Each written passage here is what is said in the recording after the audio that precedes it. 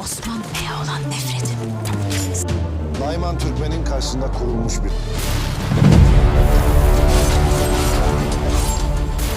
Bu settir. O seti yıkacağız. Ali Cenk! Nerede meydan? İşte Cenk! İşte meydan! Gün gaza günüdür. Onlar sayıca çok da olsa şehadet günüdür. Altınları getireceksin Osman. Sen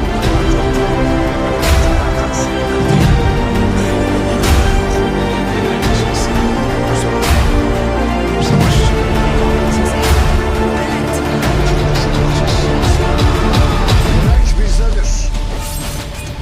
Gün yiğitlik günüdür. Kim etti bunu? Kim istedi senden bunu? Avcı. Gün kafirler her daim bizim karşımızda olur.